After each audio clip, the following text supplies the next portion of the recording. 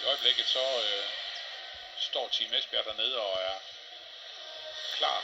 Det ser ud som om de starter med ny erhvervelse på mål. Tyske Katharina Filter, som jo spillede faktisk i Frankrig i sidste sæson. Hun spillede hos Brest-Bretagne, men har nu lavet en aftale med Team Esbjerg, hvor hun jo afløser Amalie Milling, som er skiftet til IKAS håndbold i den her sæson. Så altså Filter på mål fra starten af, og det betyder så, at Anna Christensen i hvert fald starter på bænken, men helt sikkert kommer ind måske i løbet af første halvleg, eller så får hun sikkert hele anden halvleg. Det er i hvert fald det, der har været tilfældet i de første kampe.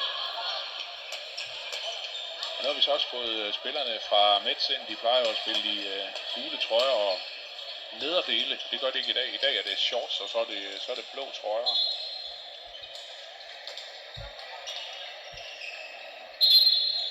Men kampens to dommer har lige piftet i fløjten for første gang, så er det nok ved at være lige op over. Der spilles jo i den her træningskamp. Nogle gange så laver man et eller andet om at spille måske 3 gange 20 minutter, men i dag er der aftalt 2 gange 30, og det er Team Esbjerg, der starter med bolden, og hvis vi lige skal løbe opstillingen igennem, så er det jo altså Katrina Filter på mål.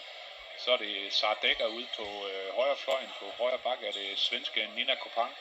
På stregen endnu en ny spiller, Olivia Løfqvist, kommet fra Storhamar i Norge. Hun er svensk landsholdsspiller. Rigtig, rigtig god i hvert fald i forsvaret, det jeg har set. Line Havsted som playmaker, og så Henny Rejstad, som jo ikke behøver at nærmere præsentationen kåret som verdens bedste kvindelige håndboldspiller de sidste 2 år. På venstre bak, Sanna Solberg, kamprekordholderen hos Team Esbjerg på venstre fløj. Det er altså startopstillingen for Team Esbjerg.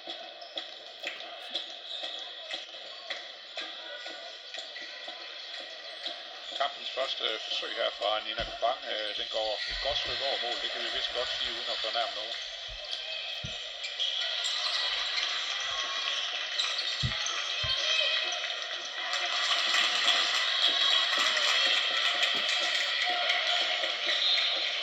Kampens første scoring kunne målmand måske godt have haft, men i hvert fald Line Havsted, der bliver målscorer.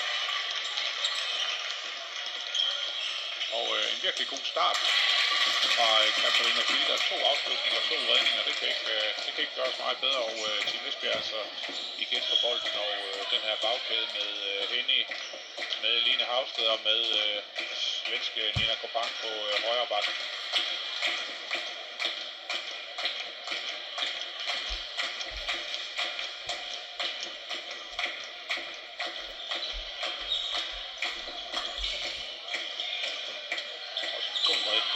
Mål, der er altså udmærket gennembrud af Line Havsted og en god kontra fra Metz, men Filter har altså trukket gardinen ned her fra kampens start.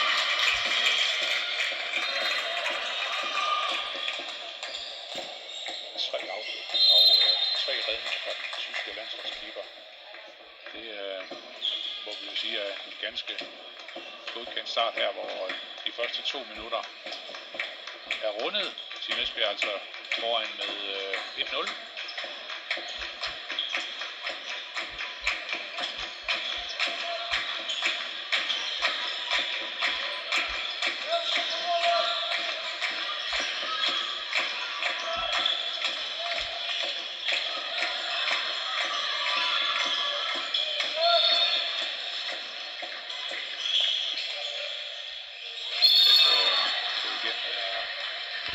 Men hun bliver afvist lige i sidste sekund. Det var svært lige at se, om forsvarsspilleren stod i feltet eller ej, men spiller i hvert fald videre.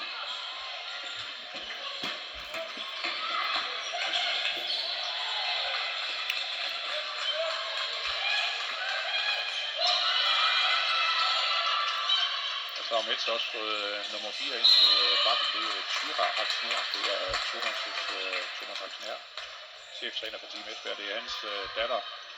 Fortid i Nykøbing Falster håndbold, men spiller nu hos Metz i Frankrig og er i gang med sæson nummer 2.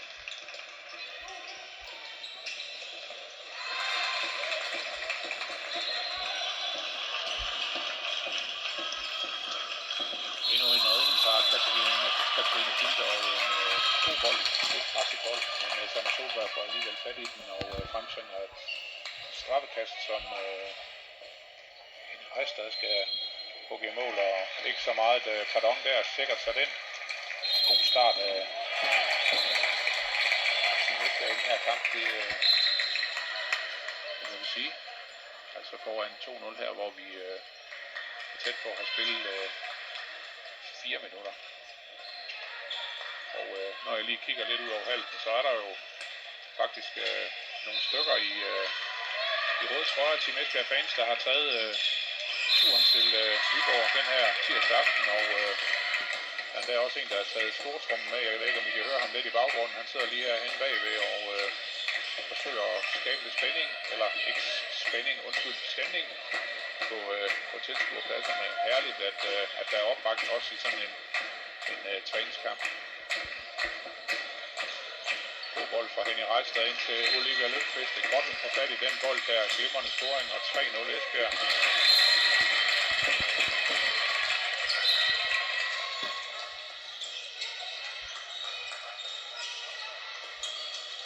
Bliver der skiftet igen hos Mets. Det er Senja Spitz, den tyske landsholdsspiller, som går ud. Hun er lige blevet tilføjet truppen i Mets efter den her konkurs i tyske Ludwigsburg, som jo ellers var i Champions League-finalen for bare godt et år siden.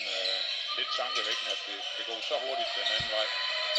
Glimrende forsvarsspil af Line Havsted, og Esbjerg i en ny kontra måske. Og hvorfor ikke bare gøre det selv, når man kan, med Henning Rejstad. 4-0 Esbjerg, og Marinak, den franske træner, og efter dem spiller Aalborg mod Skjern, altså Supercup hos både kvinder og mænd.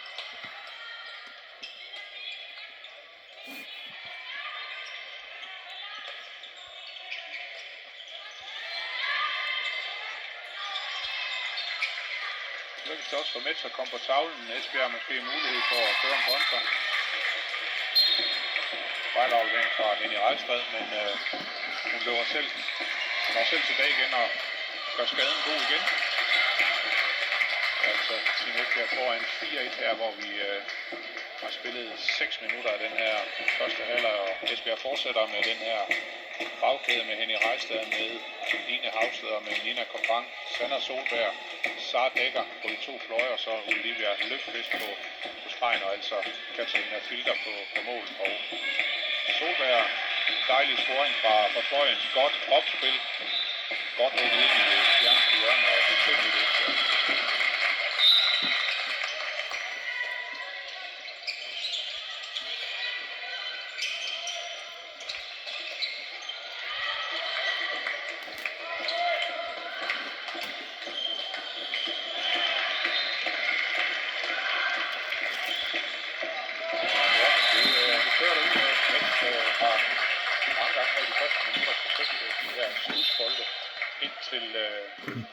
Stregspilleren har ikke været nogen god idé indtil videre. Line Havsted har dejligt lange arme, og hun har fået fat i det meste, så det er så betydet, at Team Esbjerg kunne komme afsted i de her kontraløb og enten scorede et mål i første eller anden fase.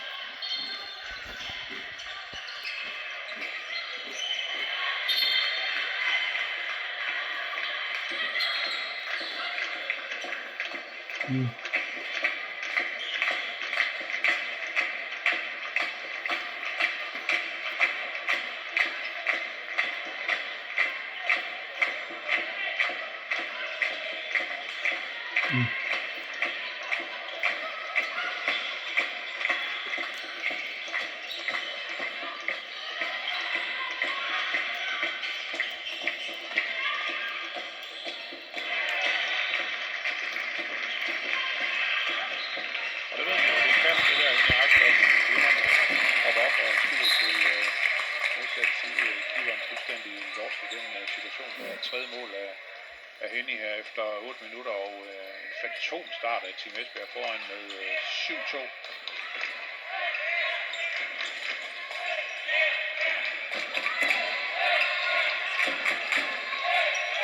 Esbjerg smider sig endnu Endnu en bold væk, så Dækker kommer med frem, og Benny gør det sikkert færdigt. Ja, det gør han.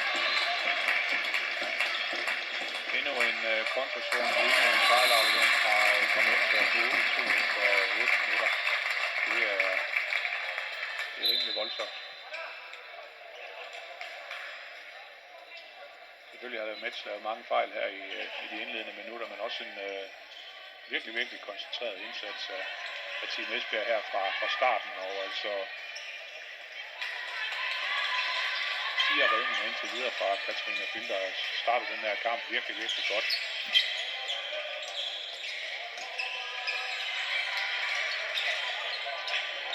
Det var redning nummer 5.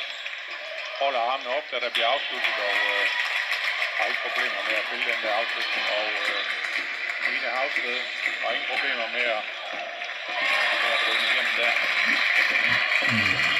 Så på 15 minutter.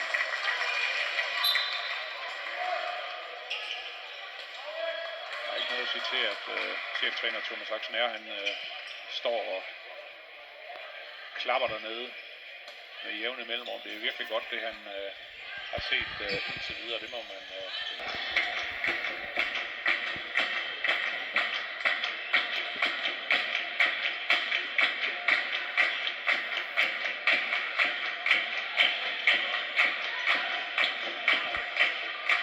boldtag her fra Lina Kopang, og mulighed for en reducering fra Metz til 4-9. Første gang, de næste for alvor smider bolden væk. Det var altså Lina Kopang, der lige lavede en fejl der, som udløste en kontrascoring fra Metz.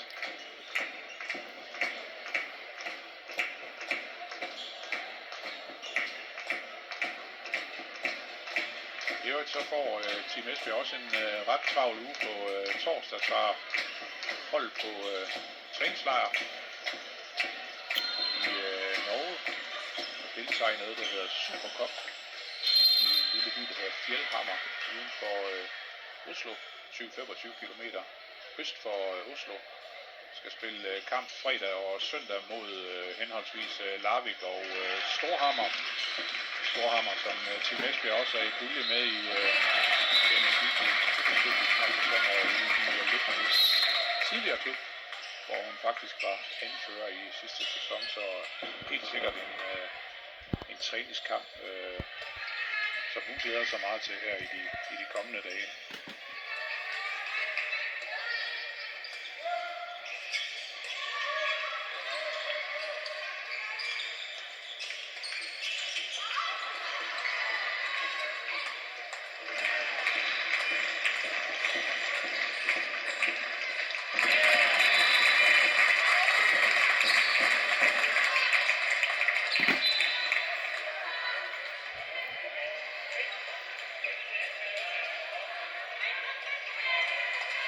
Scoring fra Sanna Solberg og 11-4, altså her efter 12 minutter til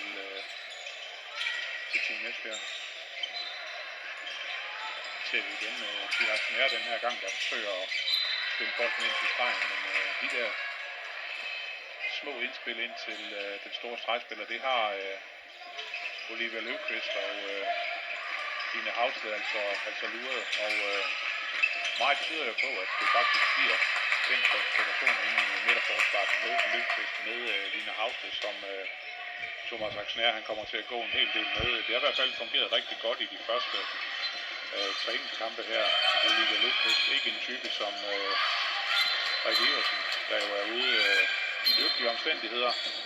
Olivia Løvqvist hurtigere på fødderne, dejligt aggressiv, og planen er jo, at Team Esbjerg skal bruge hende som et våben, så man kan gå lidt længere frem, spille lidt mere offensivt i forsvaret, og så samtidig være dejligt aggressiv. En enkelt ændring i Team Esbjergs bagkæde. Liva Rusfeldt Dahl er kommet ind i stedet for Line Havsted, og hun åbner med en fejl. Liva vil spille ned til Sara Dækker, men bolden når ikke helt igennem.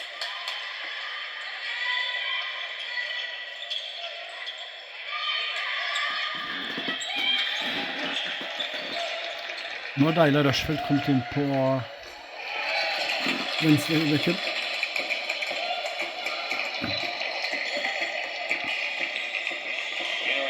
fra Henning Eister, hendes femte scoring her efter lige knap 14 minutter, som ikke er på 12-5.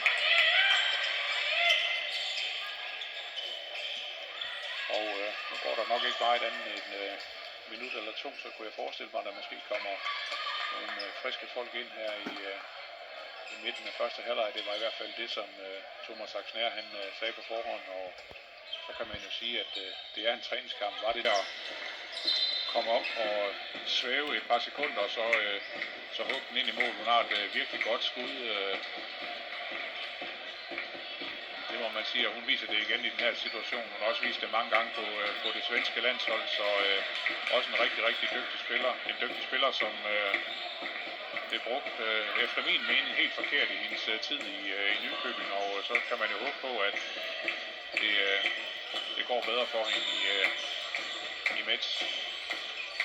En afbrænder her fra Sara Dækker, ellers ganske udmærket spillet igennem. Måske en lidt spids vinkel at gå fra, men også en god redning. Metz kom bedre med. 7-12 nu efter godt et kvarter, og ja, så kommer den her. Den varslede.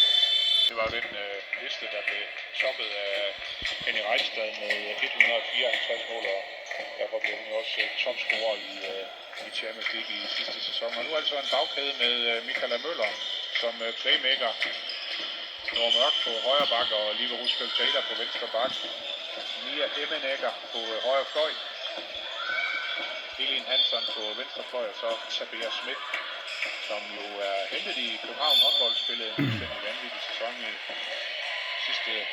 i sidste sæson, og altså kommet til Esbjerg nu her, schweizisk landsholdsspiller, og når Mørk trækker et straffekast, ja, hun trækker et straffekast, nogen var lige i tvivl om, der måske var angrebsfejl, men der er opdækning i feltet,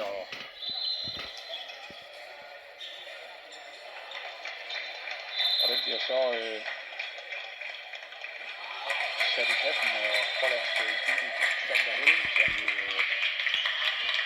er en af de spillere, som også tager straffekast for Team Esbjerg. Det gjorde hun en hel del faktisk i slutningen af sidste sæson, og hun var egentlig rimelig træfsikker. Det skal hun have ros for. Liva Rusfeldt Taylor lige ved at komme for sent der, men slipper lige med skrækken i den her omgang. Så er der arbejdet til Tabea Schmidt og Judith van der Helm inde i stregen. Glimrende dækket af Tabea Schmidt, tror jeg, der lige får fat i bolden, og Michaela Møller kan køre en kontra. Ja, med lidt hjælp fra en parade bliver hun dobbelt målscorer nu her inden for det sidste minut 10, Judith van der Helm. Og altså dobbelt op nu for Team Esbjerg 14-7 efter godt 17 minutter. På Metz hænder Team Esbjerg altså i forsvaret.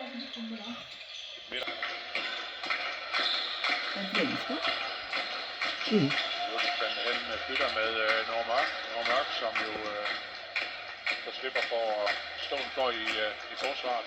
Det har hun jo nok også bedst med at gå i forestille mig.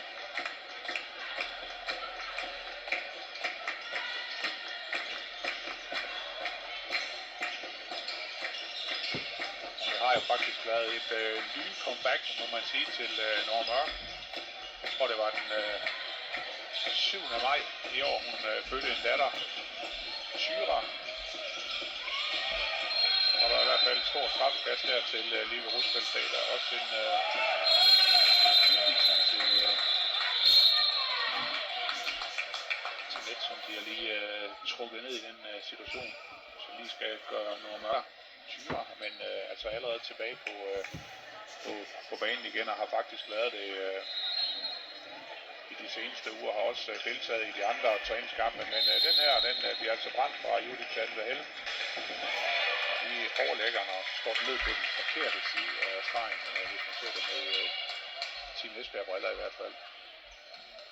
Men altså, Team Esbjerg en spiller i overtal nu her, cirka 1 minut og 40 sekunder endnu.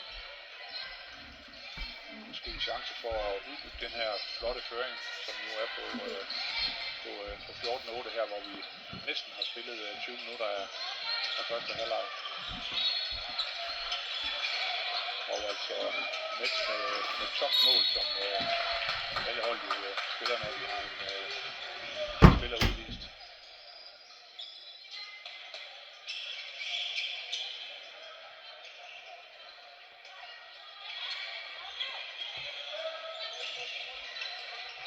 Glimrende dækket af Tobias Schmidt på Tyre Knær der, men så kniver det så til gengæld over på ydersiden af den anden træer, Julius Sander Helmer og Tobias Schmidt i en hurtig kontra, og glimrende scoring fra hendes side.